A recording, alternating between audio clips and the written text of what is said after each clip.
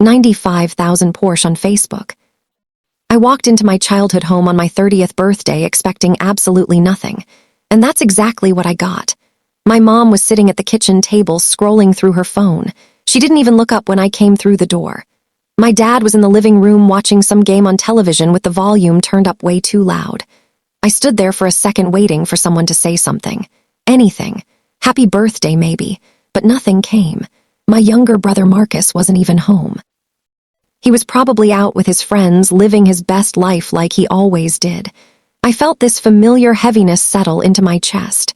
The same feeling I'd had every single birthday for as long as I could remember. Invisible. Forgotten. Like I didn't even matter to the people who were supposed to love me most. Where are you watching from today? Drop your location in the comments below and hit that like and subscribe button now. Your support means everything to me. If you've ever felt underestimated by your own people around you, you'll definitely want to stick around for what happened next. I sat down at the table across from my mom and she finally glanced up. Her eyes barely registered that I was there. "Oh, you're here," she said flatly, not even a smile. I forced myself to smile anyway and said, "Yeah, thought I'd stop by." She nodded and went right back to her phone. I could see she was scrolling through Facebook looking at pictures of other people's kids, other people's accomplishments, other people's lives. My throat tightened. I wanted to ask her if she remembered what today was. But I already knew the answer. She didn't. Or worse, she did and just didn't care. My dad shouted something at the television and my mom laughed at whatever was on her screen. I sat there in silence, feeling smaller and smaller with every passing second. This wasn't new. This was my normal. Growing up, I was always the kid who tried too hard. I brought home good grades hoping someone would notice. I joined clubs and sports teams thinking maybe that would make them proud. But no matter what I did, it was never enough. Marcus was the golden child. Everything he touched turned to gold in their eyes. He could barely pass his classes and they'd throw him a party. He'd get a participation trophy and they'd act like he won an Olympic medal. Meanwhile, I graduated top of my class and got a full scholarship to college. My mom's only response was, "That's nice, sweetie." No celebration, no congratulations dinner, nothing.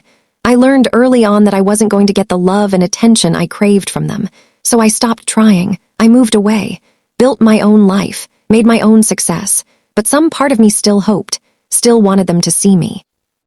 I stayed at their house for about 20 minutes that day, 20 painful minutes of being ignored.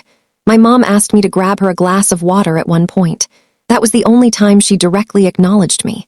I got up, poured the water, handed it to her, and she said thanks without looking away from her phone. My dad never said a single word to me, not one. When I finally stood up to leave, my mom glanced up again and said, "You leaving already?" I nodded. She shrugged. "Okay, drive safe." That was it. No hug, no see you soon, nothing. I walked out of that house feeling like I'd been punched in the stomach. I sat in my car for a few minutes just staring at the steering wheel, trying not to cry. I felt ridiculous. I was 30 years old and still desperate for my parents' approval. It was pathetic, but I couldn't help it. I drove home in silence. I didn't turn on music. I didn't call anyone. I just drove and thought about how different my life had become. 5 years ago, I was broke and struggling, working 2 jobs just to pay rent, eating ramen noodles for dinner most nights. I was exhausted and honestly kind of hopeless, but I refused to give up. I taught myself graphic design and marketing through free online courses. I worked on freelance projects late into the night after my regular shifts. I barely slept. I had no social life, but slowly things started to change. I got better clients. I raised my rates. I built a reputation. Then 2 years ago, I landed a massive contract with a tech startup. That contract changed everything. Suddenly, I was making more money than I ever thought possible. I paid off all my debt. I moved into a nice apartment. I started saving and investing. 6 months ago, I did something I never imagined I'd be able to do. I bought myself a Porsche. A brand new midnight blue 911 Carrera. It cost me $95,000. I paid for it in cash. When I drove it off the lot, I cried. Not because of the car itself, but because of what it represented. It represented every single night I stayed up working when I wanted to sleep. Every sacrifice I made. Every time someone doubted me or overlooked me or made me feel like I wasn't good enough. That car was proof that I was more than what my family saw, more than the invisible daughter they ignored. I didn't buy it to show off. I bought it for me. But I'll admit part of me wondered what my parents would think if they knew. Would they finally be proud? Would they finally see me as successful? I didn't tell them about it. I didn't tell anyone in my family. What was the point? The day after my birthday, I was still feeling awful. I decided to treat myself to a nice dinner alone. I got dressed up, put on my favorite red dress, and drove my Porsche to this upscale restaurant downtown. I parked right out front where the valet was and handed over my keys. I felt like a completely different person when I was behind the wheel of that car. Confident, powerful, worthy. I had a beautiful meal. Steak and wine and dessert. I sat by the window and watched people walk by. I posted a picture on my private Instagram, just a shot of my dessert and the view. Simple, classy. I wasn't trying to brag. I was just sharing a moment. But then I thought, why not post the car too? So I asked the valet to take a picture of me standing next to my Porsche when I left. I looked good. I felt good. I posted it on Facebook without thinking much of it. I captioned the photo something simple like, "Celebrating another year and everything I've worked for." I tagged the restaurant. I didn't tag any family members. I didn't think they'd even see it, honestly. My parents barely used Facebook except to look at other people's posts. They never liked or commented on anything I shared, so I just posted it and went home. I poured myself a glass of wine and watched a movie. I felt content, peaceful even. For the first time in a long time, I felt like I didn't need their validation. I had built something real, something tangible, something that was mine. I fell asleep on the couch feeling lighter than I had in years. I had no idea what was coming. No idea that one single post was about to flip my entire relationship with my family upside down. I woke up the next morning to 17 missed calls. I stared at my phone in confusion. 12 calls from my mom, 3 from my dad, 2 from Marcus. I hadn't gotten this many calls from them combined in the last 5 years. My heart started racing. Something had to be wrong. Someone died. Someone was hurt. That was the only explanation. I called my mom back immediately. She picked up on the first ring. "Oh my God, finally," she said breathlessly. "Are you okay? What happened?" I asked, panic rising in my voice. She paused. "What do you mean what happened? We've been trying to reach you all morning. Where have you been?" I frowned. "I was asleep, Mom. What's going on? Is someone hurt?" She laughed, actually laughed. "No, sweetie, nobody's hurt. We just saw your post, the one with the car. Is that really yours?" My stomach dropped. Oh, this is what this was about, the car. I didn't answer right away. My mom kept talking. "I showed your father and he couldn't believe it. We didn't even know you were doing so well. A Porsche. That's incredible, honey. We're so proud of you." Proud. That word hit me like a slap. Proud. Now they were proud. Not when I graduated college, not when I started my business, not when I spent years grinding and struggling and barely surviving. Now that I had something expensive to show for it, now they cared. "Yeah," I said coldly. "It's mine." My mom didn't seem to notice my tone. She just kept gushing. "We need to celebrate. Come over tonight. I'll make your favorite dinner. We'll have a proper birthday celebration. How does that sound?" I felt sick. A proper birthday celebration, 2 days late. After they saw proof of my success. After they saw something worth being proud of. I wanted to scream. Instead I said, "I'm busy tonight." My mom sounded shocked. "Busy? Doing what?" I almost laughed. When had she ever cared what I was doing? "Just busy, Mom. I have plans." There was a pause on the other end, then she said, "Well, what about tomorrow or this weekend? We really want to see you. Your father keeps asking about the car. He wants to know how you can afford something like that. Are you working for a big company now?" There it was, the real reason they were calling. They wanted details. They wanted to know how much money I was making. They wanted to understand how their forgettable daughter suddenly had something worth noticing. I felt this cold anger settle over me. "I'll let you know," I said. "I have to go." I hung up before she could respond. My hands were shaking. I sat on the edge of my bed staring at the wall. This was unbelievable. This was insane. Marcus called me next. I let it ring a few times before answering. "Yo, what the hell?" he said as soon as I picked up. "You bought a Porsche and didn't tell anyone? That's wild." I didn't say anything. He kept talking. "Mom and Dad are freaking out. They think you're like rich now or something. Are you?" I laughed bitterly. "I'm doing fine, Marcus. I work hard. I've been working hard for years." He scoffed.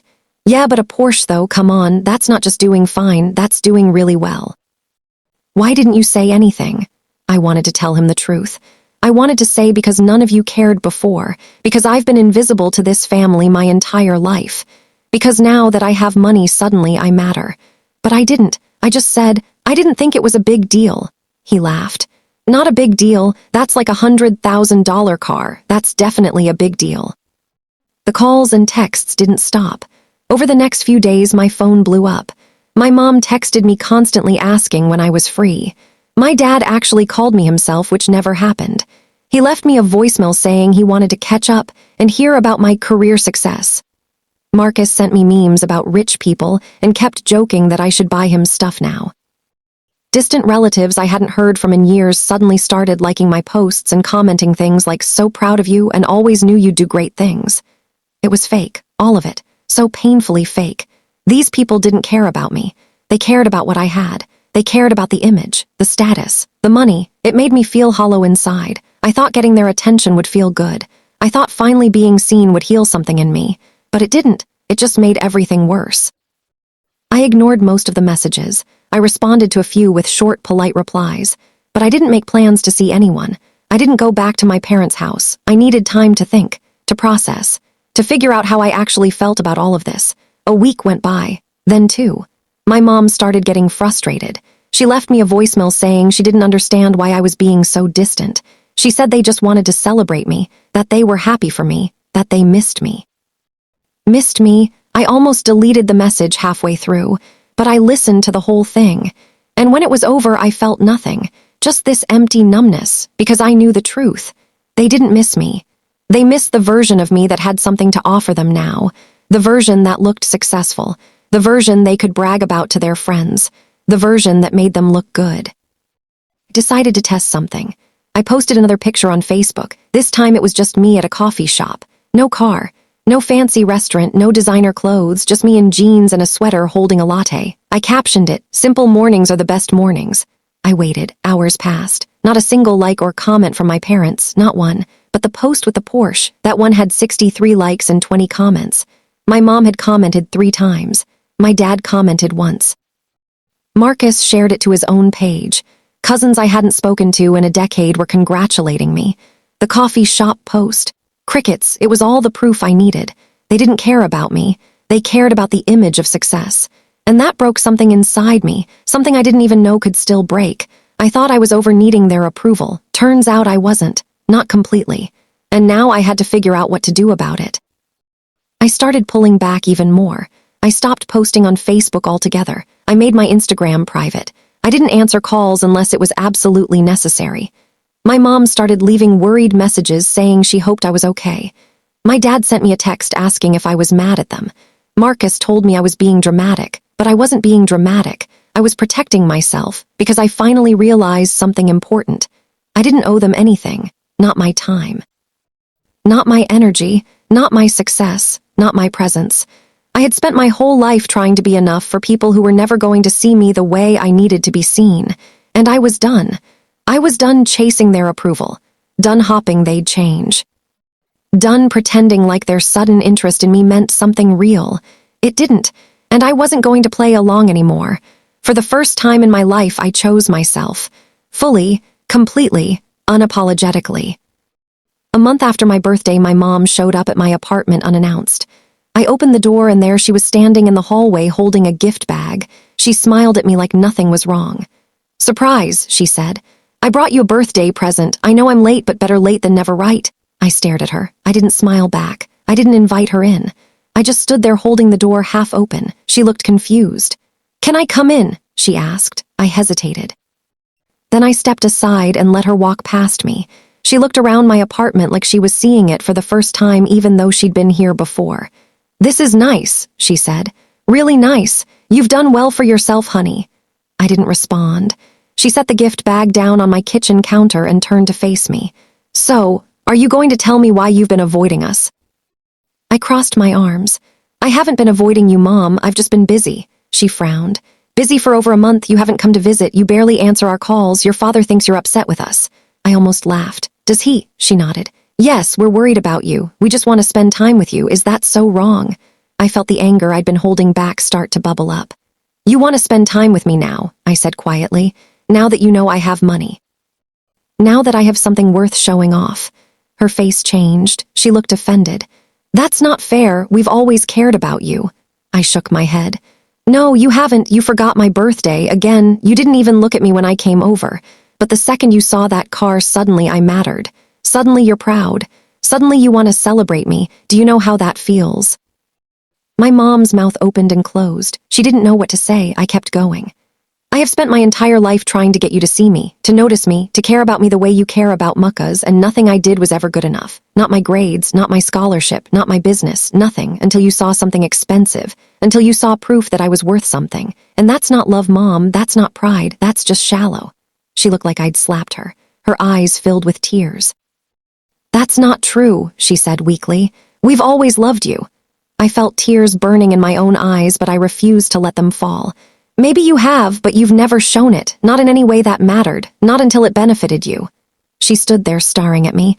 I could see her trying to find words, trying to defend herself, but she couldn't, because deep down she knew I was right. She left a few minutes later without saying much else. She tried to hug me on her way out, but I stepped back. I couldn't. I wasn't ready for that. She looked hurt. She took the gift bag with her. I didn't stop her. After she left, I sat on my couch and finally let myself cry, not because I was sad, but because I was free. Free from the weight of trying to be enough for people who would never see me. Free from the desperate need for their approval. Free from the little girl inside me who just wanted her parents to love her the way she deserved. I cried for her. For all the years she spent feeling invisible. And then I let her go. I wasn't that little girl anymore. I was a woman who had built something real, something valuable, something that had nothing to do with them. And that was enough. I was enough. My dad called me a few days later. I almost didn't answer, but something made me pick up. He cleared his throat awkwardly. Your mother told me what you said. I didn't respond. He continued. I didn't realize you felt that way. I didn't know we made you feel like you didn't matter. His voice cracked a little. I'd never heard my dad sound emotional before. I'm sorry, he said quietly. I'm sorry we weren't better parents to you. I'm sorry we took you for granted. I closed my eyes. Part of me wanted to forgive him right then and there, but I couldn't, not yet. Thank you for saying that, I said. But an apology doesn't erase 30 years of feeling invisible, Dad. It doesn't change the fact that you only noticed me when I had something to show for it. He was quiet for a long time. Then he said, You're right, and I don't know how to fix that, but I want to try. Over the next few months, things slowly started to shift. My parents reached out less frequently but more meaningfully. My mom stopped asking about my car or my money. She started asking how I was feeling, what I was working on, what made me happy. My dad sent me articles he thought I'd find interesting. Small things, but they were real. Muckas apologized too. He admitted he'd always been jealous of how smart and driven I was. He said he acted like he didn't care because it was easier than admitting he felt like he could never measure up. That shocked me. I never thought muckas felt inadequate. But I guess everyone has their own struggles. I didn't jump back into the relationship with open arms. I took it slow. I set boundaries. I made it clear that I wouldn't tolerate being treated like I didn't matter ever again. And surprisingly, they respected that. They actually listened. It's been almost a year now since that birthday. My relationship with my family isn't perfect, but it's better, more honest, more real. I see them occasionally. We have dinners sometimes. They ask about my life and actually listen to the answers. My mom even apologized again a few months ago. She cried and told me she was ashamed of how she'd treated me growing up. She said she didn't realize how much she'd hurt me. I told her I forgave her, and I meant it. Not because everything was fixed, but because holding on to anger was only hurting me. I still drive my Porsche. I still love it. But it doesn't define me anymore. It's just a car. A nice car that I worked hard for, but it's not proof of my worth. I don't need a fancy car or a big house or a certain amount of money to be valuable.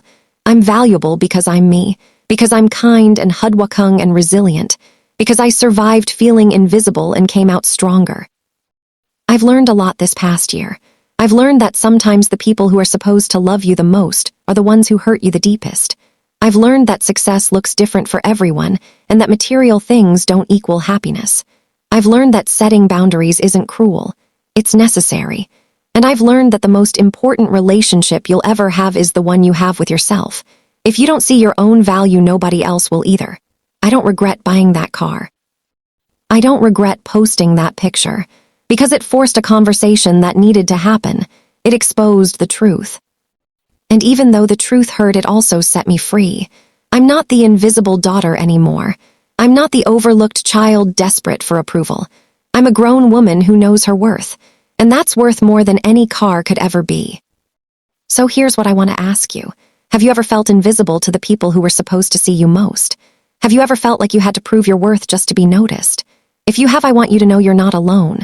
And I want you to know that your value isn't determined by what you own or what you achieve or whether anyone else recognizes it. You are enough exactly as you are.